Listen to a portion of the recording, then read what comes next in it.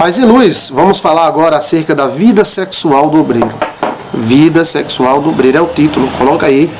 É uma área muito complicada, muito delicada, mas, segundo a pesquisa do nosso seminário, é uma área necessária para que se fale, se comente, se faça um comentário. Aí entra em ação a sua percepção acerca do assunto e eu quero ver o seu comentário lá na sala de comentários sobre esse assunto. Eu vou ler aqui na Bíblia Sagrada acerca dessa área, né? Cantares de Salomão, capítulo 4, versículo 1. Como és formosa, querida minha, como és formosa. Os teus olhos são como a das pombas e brilham através dos véus. Os teus cabelos são como um rebanho de cabras que descem as montanhas de Gileade. São os teus dentes como o rebanho das ovelhas recém-tosquiadas, que sobem do lavradouro, e das quais todas produzem gêmeas, e nenhuma delas nascem crias. Os teus lábios são como o fio da escarlate, ou seja, vermelhos, né? E a tua boca é formosa, e as tuas faces como a romã repartida. Brilham através do véu.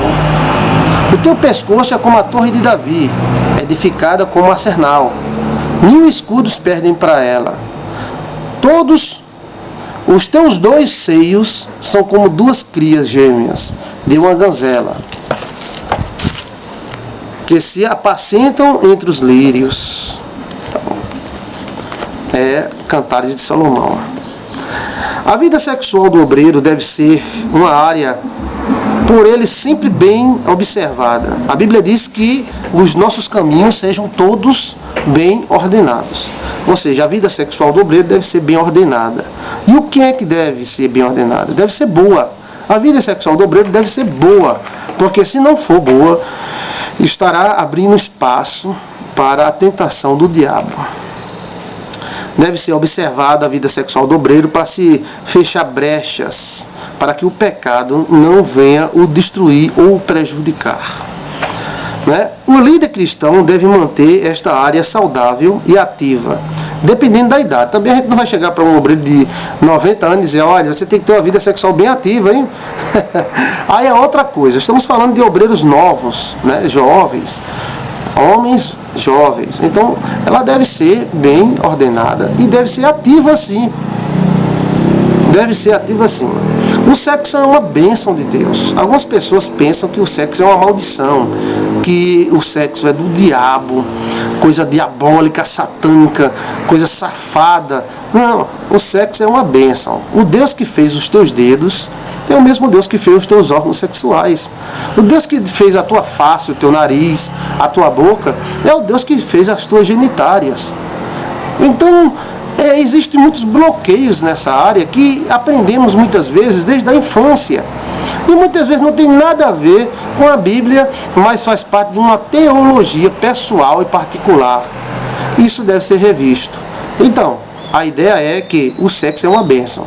Quer ver a pessoa se desesperar? É quando ele começa a falhar, ou ela começa a ter problema, então eles entram em desespero. O sexo realmente é uma bênção. Qual a sua ideia de sexo? O que você acha? Alguns pastores são tão santos, mas deixam a desejar em muitas áreas da vida. Eles são tão santos e usam esse nome santidade para ser um péssimo amante de sua esposa, ou uma péssima amante do seu esposo. Não servem a ele ou a ela sexualmente como deviam servir. Deixam o casamento se acabar na cama. Alguns chegam a dizer que o casamento realmente se acaba na cama. Quando eles começam a discordar na cama, a discórdia se espalha por todo o relacionamento. O cônjuge deve ser um bom amante do seu marido, da sua esposa, se esforçar para satisfazer o seu cônjuge. Então, se você é um pastor e satisfaz todo mundo com as suas palavras, com a sua cara de bondade, com a sua santidade, mas não satisfaz sua mulher na cama porque não quer, não é questão de doença nem problema, então você está deixando a desejar. Muito. Tanto para ela quanto para você. Porque a vida sexual do obreiro é incentivada a ser uma bênção. Você pode ter uma vida sexual abençoada, satisfazer ela lhe satisfazer, algo que gere harmonia e prazer, satisfação, porque o sexo foi criado por Deus para ser usado, não é para ser escondido. O pecado foi quem deformou o sexo. Muitos têm que mudar a sua concepção de sexo. Alguns acham que é pecado, que é do diabo, que foi o cão. O cão não criou o pênis nem a vagina. Não. Quem criou foi Deus. Você acha que Adão era sem pênis e Eva era sem vagina? Eles podiam procriar. E vem aquela ideia, não, o sexo é só para reprodução. Que nada, o sexo é para reprodução e prazer. Porque se fosse só para reprodução, não teria prazer.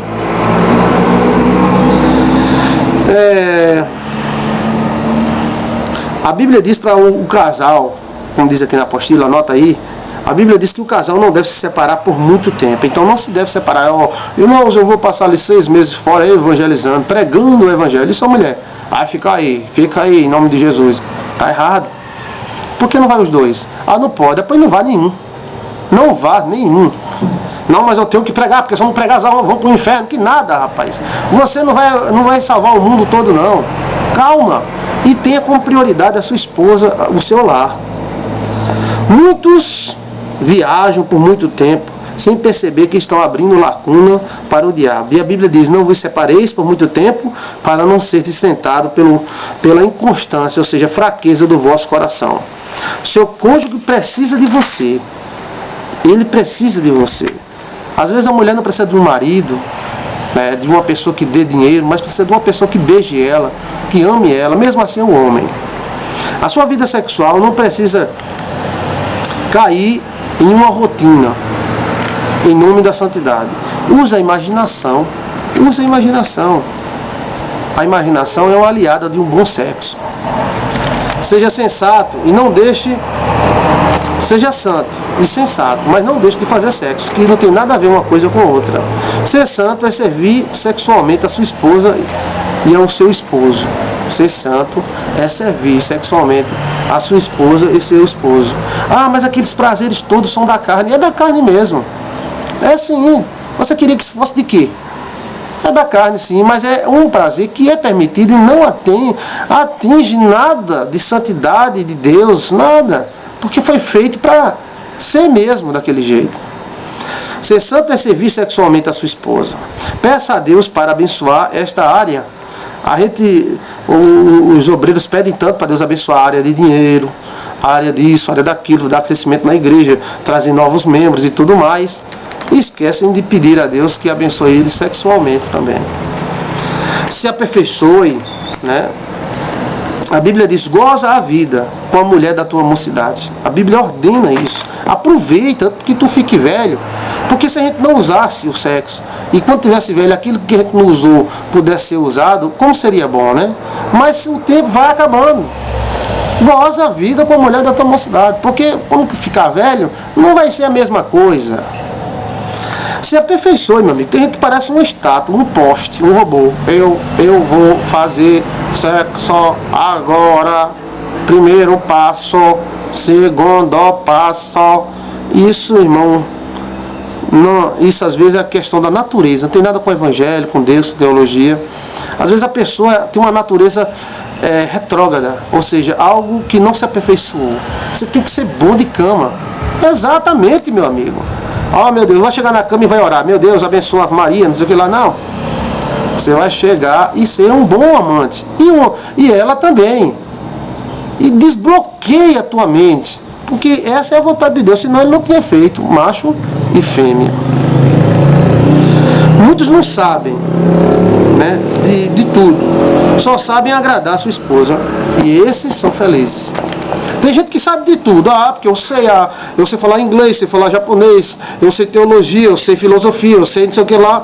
E na hora H, não sabe agradar a sua esposa. Que vantagem tem isso?